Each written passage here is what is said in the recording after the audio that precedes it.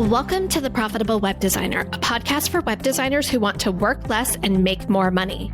I'm your host, Shannon Mattern, founder of the Web Designer Academy, where we've helped hundreds of web designers stop undercharging, overworking, and create profitable, sustainable web design businesses.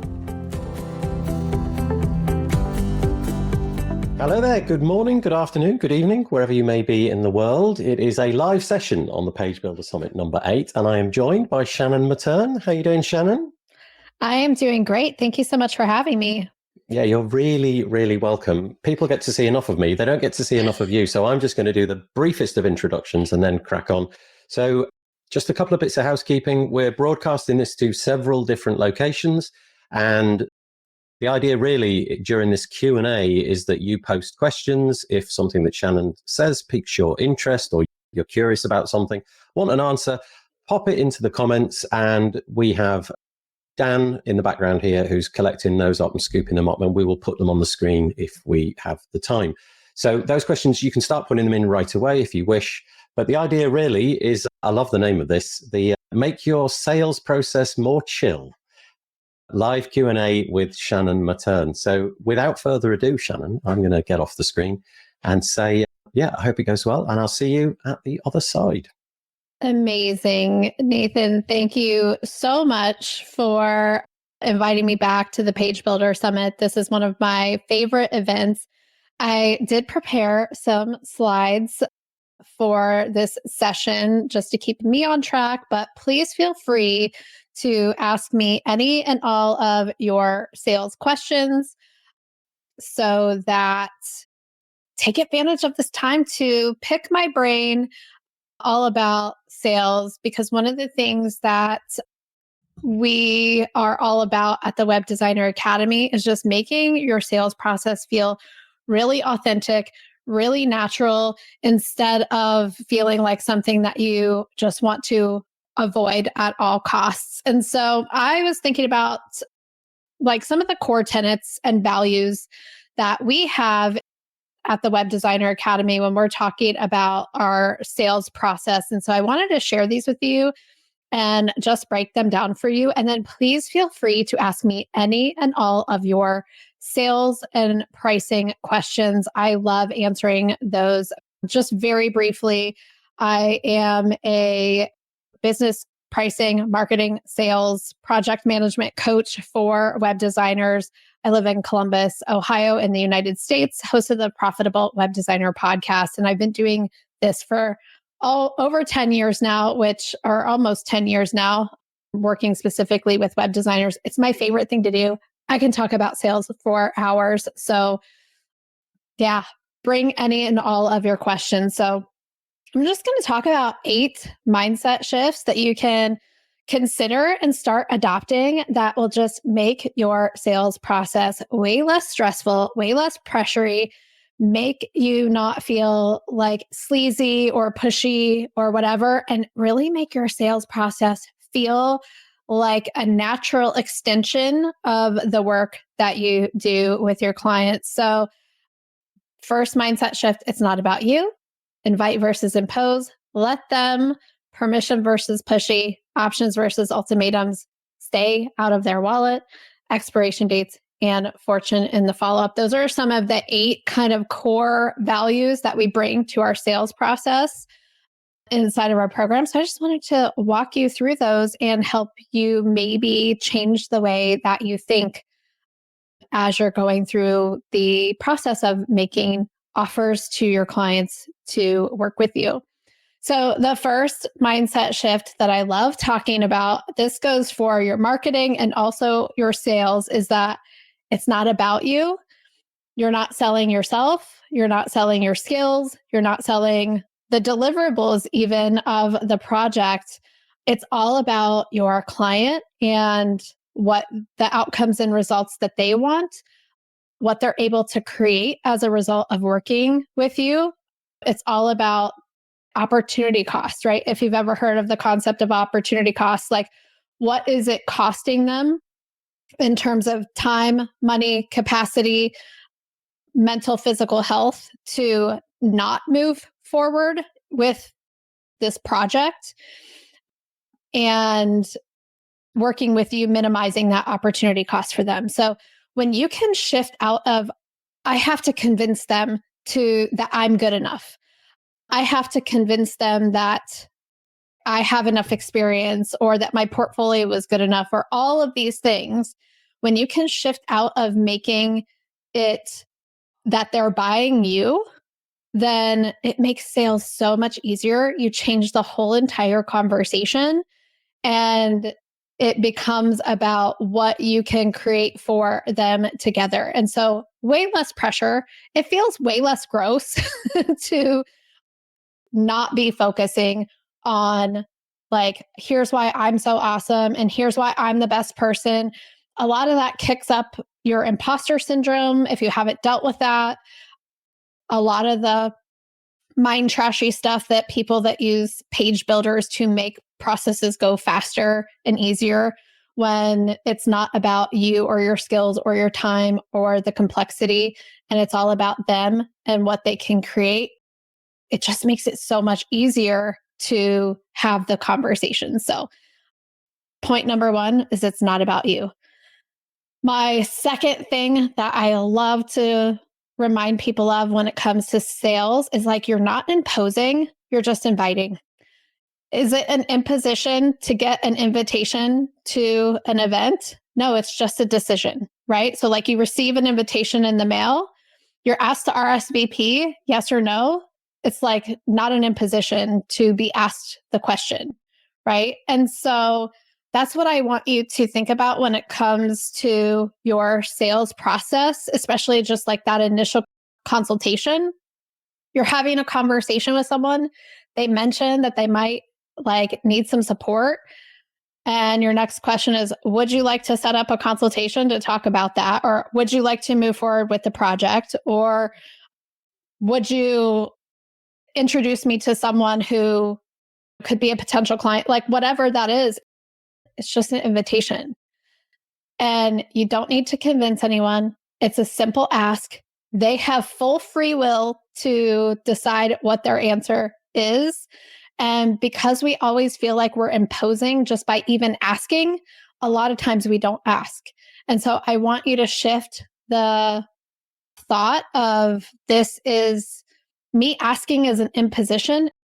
It's an invitation, which leads me to the third core tenet of making your sales more chill.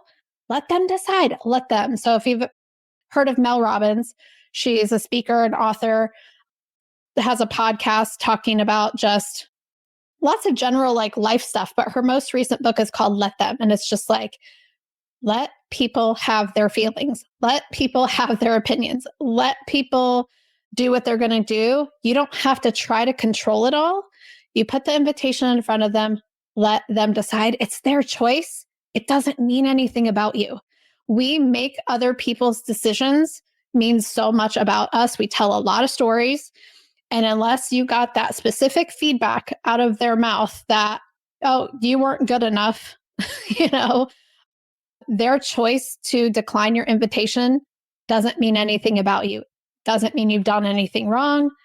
It's about them. Let them have their opinion. That doesn't mean that you have to change yourself. Sure, there are things maybe you could optimize, but when you just let go of needing to control it all, it makes sales so much easier when you're not so attached, because you're not making their every decision mean that you're not good enough, that you need more skills, that your price was too high, all of those things.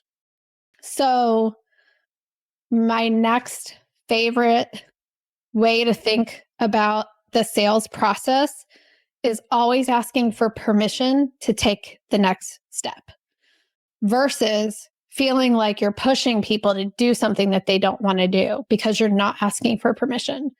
So imagine you're on a consultation call with something, you're learning more about their business, and it comes time to start talking about you and what you do. Ask for permission. So if you're like, would you like to hear more about how I can help you? They'll either say yes or they'll say, no, I'm not interested. If they say yes, then you can let go of feeling like, they don't want to hear this, whatever your mind is doing. Ask for permission to take the next step. when you get to the point of talking about your pricing, would you like to hear options now? Asking for permission strategically along the way helps make the sales process go so much smoother, so much more chill.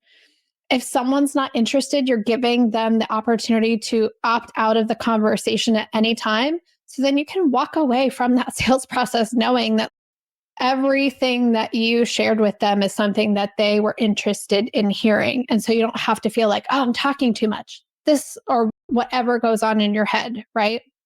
So always ask for permission to take that next step. And it just makes the sales process so much more chill. The other core tenet or core value that we teach at the Web Designer Academy is options are always better than ultimatums. We love giving options for working with us versus one choice and it's a yes or no. Choice is always better than no choice. And it takes the pressure off of you when you're like, would you like to work with me? Yes or no? Versus how would you like to move forward from this set of options?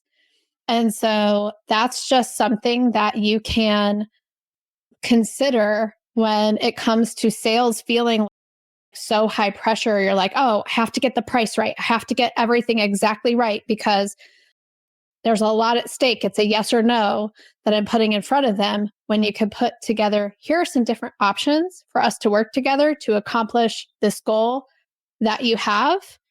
Which one would you like to move forward with? Which one feels like it would be the best fit for you? And when you do that, you just take the pressure off of having to get everything so exactly right ahead of time, which makes us spend way too much time on proposals and just like do a bunch of research and try to like guess a lot of things ahead of time when we're like, I need to get it exactly right and get the yes. You take a lot of that pressure off, make the process so much more chill when you give options. This is my favorite thing to share with people is to stay out of your clients' wallets. So one of my business coaches, I heard this from one of my business coaches, Mariah Cause, and I always give her credit because people always say to me, like, I hear you say this all the time. I'm like, I didn't come up with this. Someone had to tell it to me because I didn't realize I was doing this, where I was worried about what other adults can and can't afford. And their finances are not your business or responsibility. It is not your job to save people money. It's your job to help your clients make more money. It's not your job to save them money. It's your job to help them make more money. And you can't do that when you're undercharging and over delivering. And you literally do not know what their financial situation is. Even if they tell you what their budget is, that's just a starting point, right? Depending on what they want. And they might not be a match, and that's okay. But you don't have to try to keep your prices low or affordable or budget to get people to say yes to you. Their financial situation is none of your business.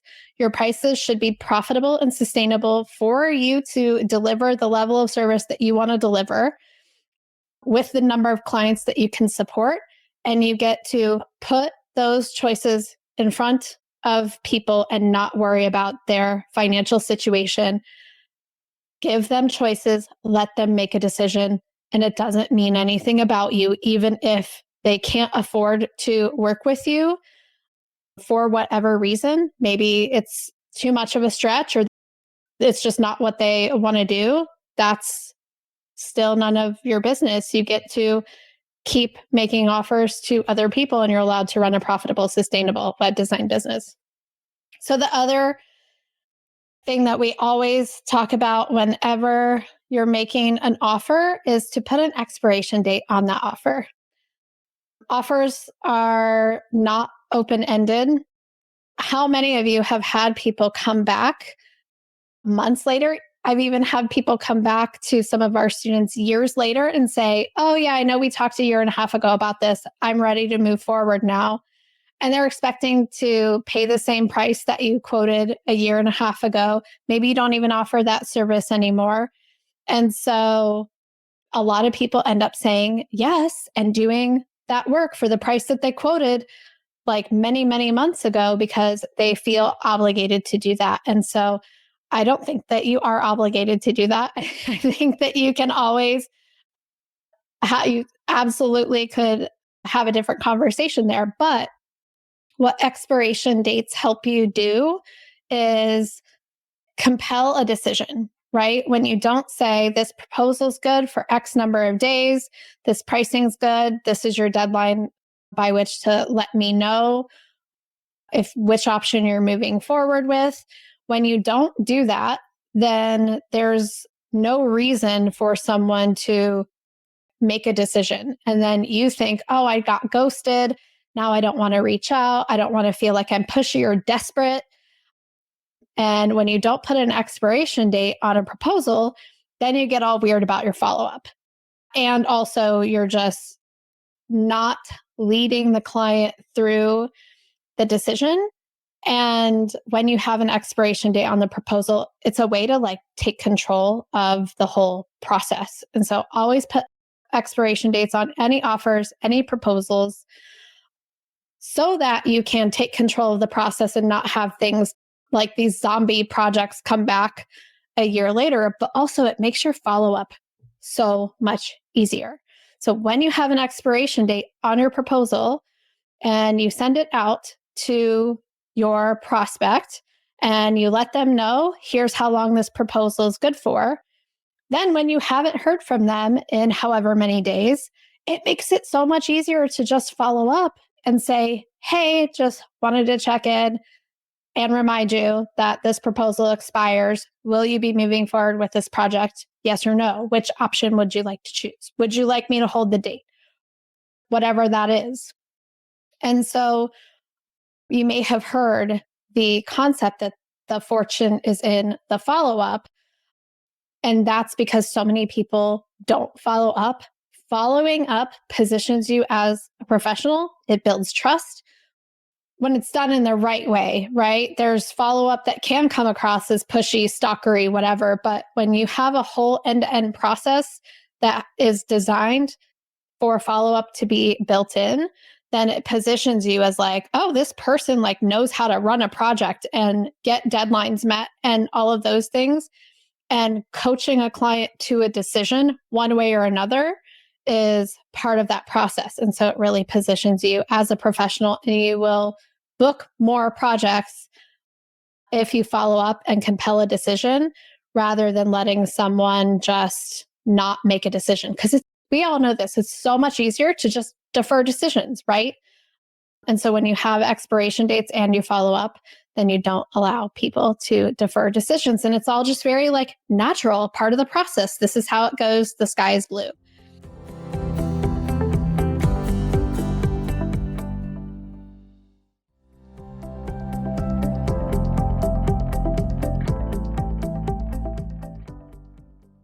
When you do all of these things and you just shift from thinking that it's about you, that you're imposing, that people's opinions of you are going to determine whether you're successful or not, that you're pushy, that you're giving people ultimatums, that you're worried about their money, that you're lying if you say that there's a timeline on this decision and you don't follow up because you want to be pushy or you don't want to be pushy, you can see where that's like just a very pressury, not chill at all sales process that would make you not want to have more consultations, not want to market yourself, not want to put yourself out there when the sales process feels gross.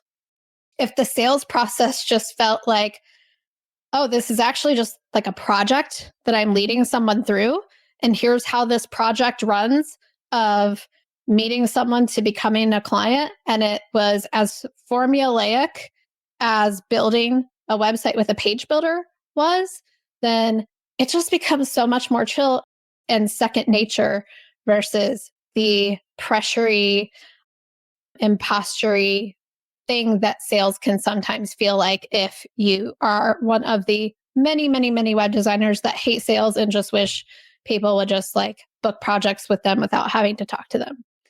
So that's what I wanted to share with you in this session today.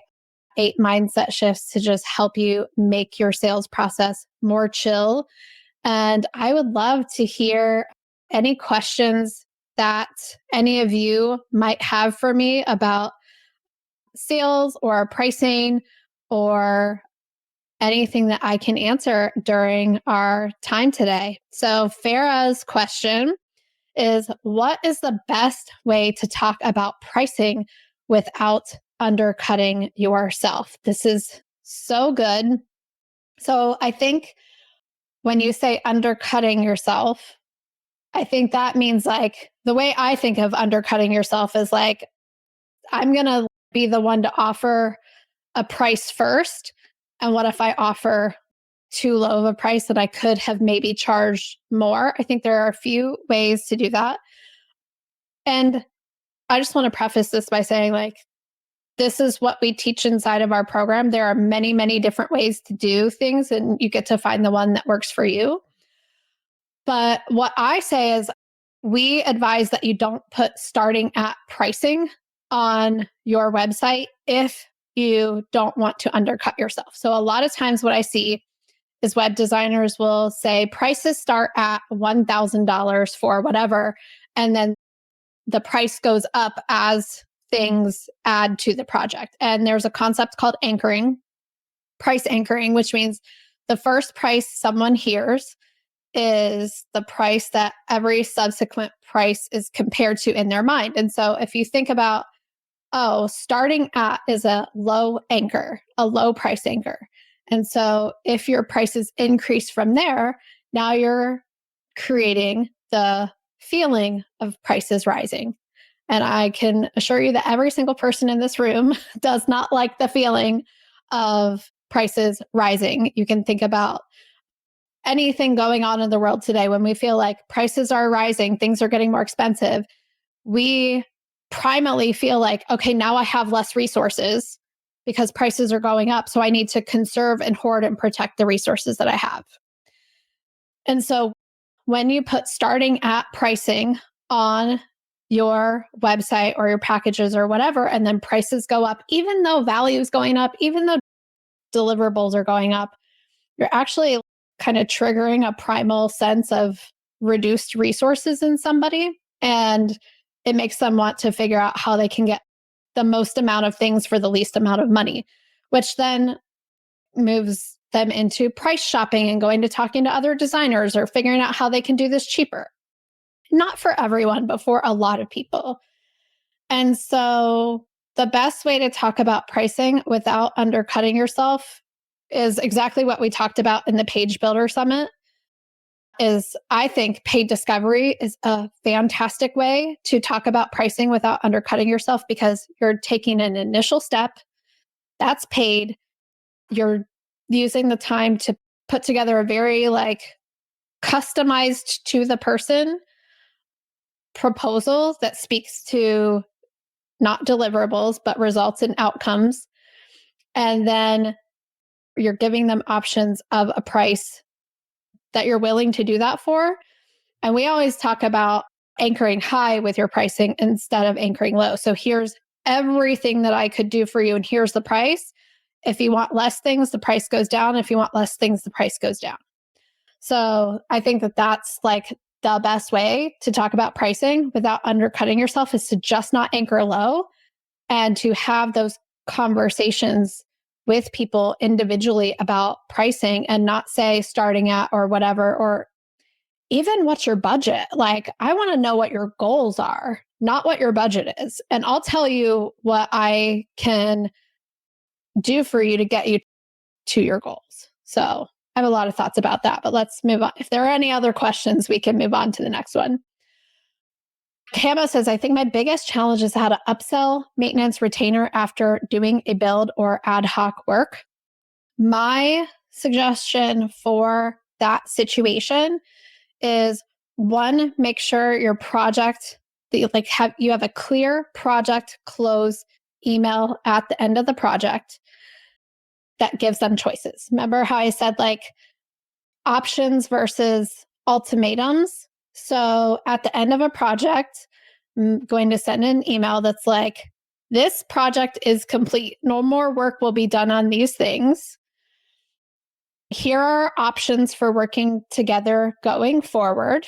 And here's the maintenance retainer agreement, the maintenance retainer package, right? And then just saying there are two ways we can work together going forward to maintain your website ongoing. And you can let them know of some of the common things that need done after a build or an ad hoc work is complete, and say, clients in this situation typically need these things ongoing. There are two ways we can do that. You can get on this retainer package, and here's what all that includes. Or if you're not on a retainer package, here's what it looks like to book additional work with me. And typically you'll differentiate those to make it so that if they're not on retainer, they can't get on your schedule on demand if they just like want a project from you. And so you'll differentiate those so that it's more advantageous to them to just get on your retainer package, but ultimately let them make the decision. But in order to let them make the decision, there needs to be like a clear end to the project. Here's what people in your situation need going forward. Here are your options for that. And then asking the question, which one would you like to move forward with? Like, question mark, which one would you like to move forward with? Assume that they're going to choose one or the other. And always just ask that question. A lot of times people make the mistake of saying, let me know if you want to move forward with that. Instead of that ends in a period, end with a question to get a response, to compel a response, to compel a decision. Great question. Alexia, I have a problem with being in other people's wallets, literally trying to save them money, but knowing my services can have 10x the ROI. Alexia, if they were hiring another designer, would you pay for that for them? You probably wouldn't. But when you try to save them money, you're effectively paying for their website out of your own pocket. So when you're like, ooh, I want to charge them $10,000, but I don't think they can afford that, so I'm going to charge them $2,000. Basically what you're saying is like, let me cover that other $8,000 for you. If you wouldn't literally do that in real life, don't do it by discounting your pricing. And so what I want to invite you to do is hold your clients as high and capable. And you don't have to save your clients money. That's not your job. They're adults. They're business owners. It's their job to run their business, make money, manage their finances. It's not your job to save people money. It's your job to charge profitably and sustainably so that you can deliver at a high level to those people, and just believe that they are capable of paying for what they want. So I know that the 10,000, 2,000 is a big difference, but sometimes it's as little as like, oh, I want to charge 3,000, but I'm going to charge 2. Same thing. It's like you being like, here, let me give you $1,000 to cover that for you. If you wouldn't do that in real life, like if you literally wouldn't give them $1,000, hold the line. You'd be surprised at what people are capable of when that's the decision that's put in front of them. Great question. Sam, what if you're having a good sales call and you feel like you can close? Should you still offer paid discovery? This is a very nuanced answer. Paid discovery is a really good tool for you to pre-frame the value of working with you. If you're adept at doing that on the sales call and you feel like, yeah, I'm definitely not going to undercharge for this. I feel confident in my pricing. I feel like I have communicated the value of this project well. I have enough information to connect that. And paid discovery, the step just doesn't seem necessary to the project. Yeah, go ahead and like close, right? I would invite you to just test out paid discovery in your business if you haven't done that already, and see if it makes a difference in terms of, are you able to sell the same project at higher prices than maybe you were before? Most web designers are undercharging and over delivering. And when you go through the paid discovery process, you sell yourself on the value, and you tend to be like, actually, this is going to, like, I'm going to raise the price on this because I see the value to them and the opportunity. So like I said, it's a nuanced answer and it depends on like what your goals are and all of that. But if one of the things that you're trying to do is increase your prices, adding a paid discovery step in, even if you know you can close at your current prices, could help you charge higher prices and increase your prices. But if you're like, no, actually, I'm good on my prices, I'm confident, and I can move this to a sale, close the sale, get started. There's no wrong answer there. Great question. Ellie, what part of the sales process do most freelancers overcomplicate? This is such a good question. I would say like just even getting leads generated would be like the part that they most overcomplicated, like the marketing piece of the sales process. Now, I know marketing and sales are two completely different things, but you do need people to talk to in order to get consultations and to have a sales conversation. And so what we see is people overcomplicating to the point where they're just not doing anything. The marketing process, like, oh, I have to be on social media and I hate that. Or I have to create content for SEO and I don't have time for that. Or all my referrals come from word of mouth and I hate just waiting for that to happen. Or I should be doing something different with my marketing that than what I'm currently doing. And so what I see most freelancers overcomplicating is that they are using the strategies that they build for their clients in their own business and thinking like marketing takes so much time. But what the reality of the situation is that your marketing is not like high volume, high traffic marketing. You actually don't need to use high volume, high traffic marketing strategies like social search and content marketing or paid advertising to get the number of clients that you need to meet your revenue goals.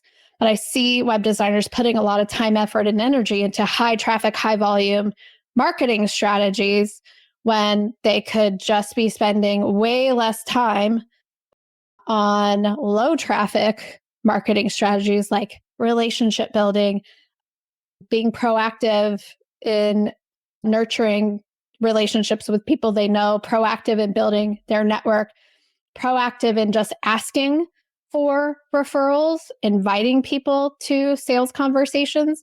And so that's like the biggest opportunity I see for simplification is to untie in your mind the idea that because your clients need, in a lot of cases, high traffic, high volume marketing strategies like SEO and paid ads and all of that, and you're building things that can support the way that they're marketing, that you have to market the same way. Otherwise, you're not legit. Totally not the case. And you don't have to use the same marketing strategies that you build for your clients to get clients. So yeah, that's the number one. Vernita asks, how do you price paid discovery? We teach a flat fee for the paid discovery, and we don't want you spending a ton of time on it. No, a flat fee that you then credit to the price of the project. A very systematic process that I talked about in the session that I did for the Page Builder Summit. So we say start at $500 for paid discovery, or you could use the metric of like about 10% of the overall project price. Your average project price, once you start offering it and you're like, oh, my average project price is $10,000, I'll do $1,000 for paid discovery. Or if it feels better to you to just stay at 500 so you can get a lot of yeses on paid discovery, you can do that, but not hourly, because we don't want you selling your time ever. Great question. Alexia, what's your opinion on having a quicker discovery call and then a second call to go over the proposal with them versus a sales call to proposal to email follow-ups? So what's your opinion on having a quicker discovery call, then a second call to go over the proposal versus a sales call to proposal to email follow-ups? I don't think I have an opinion on that. I think that both of those work. I think it's just going to be like your comfort level of having, like, saying pricing on a call. A lot of people get weird when it comes to say the numbers, right? So sometimes, like, we have our students just do a Loom video of them walking through the proposal verbally and put that video in an email and send that to their clients until they get comfortable, like, having those conversations in real time. I do think it is important to hear you verbally lead your client through the proposal so that you can point out the key pieces and lead them through, here are the results, here are the outcomes, here's the value, and paint that picture for them. Because if you just send a proposal and you don't walk them through the proposal, every single person opens that proposal and just goes to the wherever the price is and looks at the price, and you miss the opportunity to pre-frame the value for them. So whether it's a live call or a video of you walking through the proposal, I just recommend that you lead them through the proposal. So it's not necessarily about whether it's live or like asynchronous. I think it's more about you just making sure that you're leading them through the information in a way that's like showing them the value versus focusing on the price. Yeah, so that's my opinion. Juno, how do you deal with imposter syndrome when pitching your work? So I coach web designers on this all of the time. They think, I can't charge that much because I'm self-taught. I can't charge that much because this is my second client. I can't charge that much because I don't have a portfolio. I can't charge that much because what if I don't know everything ahead of time? There's 1,000 reasons why you don't think that you can charge that much. You're worried that the client is thinking things about you that you're actually thinking and believing about yourself. And so we say a few key things to our students is that, one, it's not my job to know everything ahead of time. It's my job to be the one to figure things out and to be the problem solver. I'm not being paid to know it all. I'm being paid to deliver the result. So if you believe you can deliver the result and you know you can deliver the result, then that's what you're being paid to do, not to already know all the things ahead of time. And so you have to just become aware of the thoughts that you think about yourself. Decide whether or not you want to believe those things, and like, I know it sounds so simple, but not everything you think is true. You don't have to believe everything you think.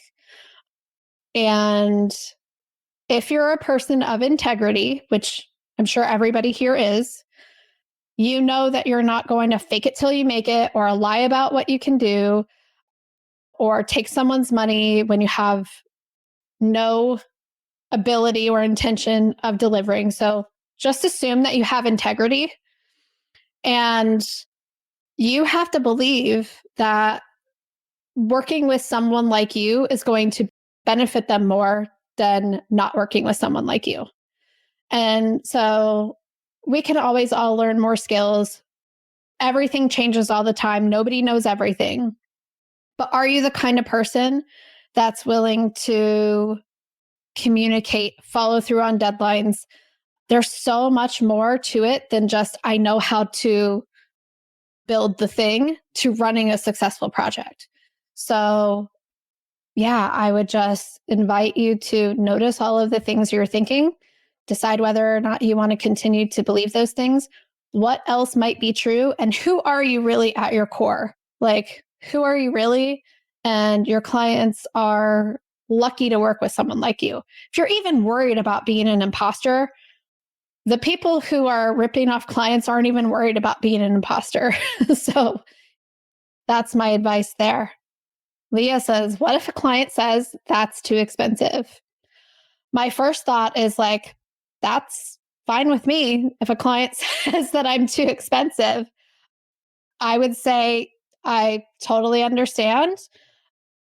And if you have a budget in mind, that you're working with, I'd be happy to let you know what I can do for that price if you want to.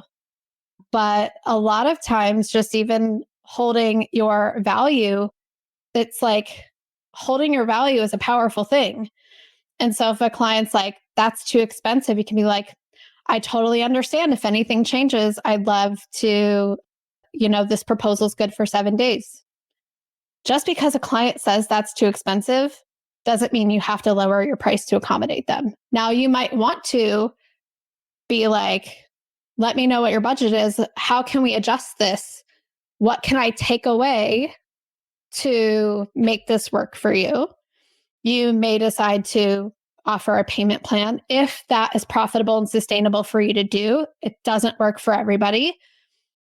But also, can you just allow yourself to be too expensive without believing that no one can afford you? And when you can stand in that, it's a really powerful place to be. And you will, if it doesn't cause you to stop and believe something about yourself that's not true, you'll go on to find the clients that are willing to pay that because you're not too expensive. So, great question. Vernita says, it's not my job to help you save money. I think I'm going to tattoo that on my hand. I think you should. And when you do, please send me a picture. I love that. So good. I need a coffee mug. We're going to make some Web Designer Academy swag that says that. So good. Adam, thank you so much. I appreciate that. I've just jumped in, Shannon. I hope that's okay. I've jumped in because I think we probably reached about the amount of time that we've got for your session. I hope that's Amazing. okay. Yeah, that was great. There was absolutely tons in there, and very well done for managing to think so cogently on your feet. That's pretty remarkable. I could not do that. Yeah. Do you want to just give us a quick little, well, not bio, but do you just want to tell us where we can find you? The elevator pitch, if you like, so that people watching this call live, but also after it's finished over on the Page Builder Summit website so they can find you. Yeah, the best place to go to find us is webdesigneracademy.com. Our Profitable Web Designer podcast is linked up there. We're doing our Profitable Web Design Business Roadmap training on Monday. And if you go to webdesigneracademy.com/roadmap, you can sign up for that. It's a free training where I'll dig even deeper into the concepts that we talked about today. And just the podcast, webdesigneracademy.com/podcast. We dive so deep into all of these conversations. And our Web Designer Academy program is for women web designers who struggle with undercharging, over-delivering, imposter syndrome, setting boundaries, all of the things. So it's for people who already have the skill of web design, but need to learn the skill of running a profitable, sustainable web design business. That's what we do. And I love talking about many, many more hours, strategies, systems, and processes to help you implement the concepts that I talked about today in your business. Fantastic. So webdesigneracademy.com/roadmap and also webdesigneracademy.com/podcast. Also, just one other thing to mention, Shannon being a featured speaker at this Page Builder Summit, Shannon's presentation, which went live Monday, entitled The Paid Discovery Playbook Part 2, How to Sell Paid Discovery and Book Higher Paying Clients. One of the benefits of being a featured speaker at this event is that that's going to be available to you all week. So there's no 48-hour embargo on that. That'll be available to you. If you go to the schedule page, it is literally at the top. It's one of the first things. And so, yeah, pagebuildersummit.com/schedule to find that. It only remains for me to say thank you so much, Shannon. Thanks for joining us today and dropping all of your knowledge. I'm sure we all really appreciate it. Thank you. Thank you so much for having me. You've done an incredible job on the summit, and I'm just honored to get to be a part of it. So thank you. I'm very, very, very lucky to have you. Thanks so much. Take care. Bye-bye. Bye. Hey, so before you go, quick question for you. Have you been listening to the podcast for a while and are curious if the Web Designer Academy is right for you? If that sounds like you, request an invitation to our next open house, where you'll get to attend our next live strategy call and then take a tour of the program with me and get all of your questions answered. All you got to do to get your invitation is go to webdesigneracademy.com/open house. Fill out a quick form telling me more about your web design business and your goals. And if it looks like I can help, I'll send you a link to join us at our next open house. Zero pressure, Zero commitment, just a chance for you to check it out and see if it's the right fit. To get the date and time of our next open house and request your invitation, just go to webdesigneracademy.com/open house. That's webdesigneracademy.com/open house. This podcast is part of the Sound Advice FM network. Sound Advice FM, women's voices amplified.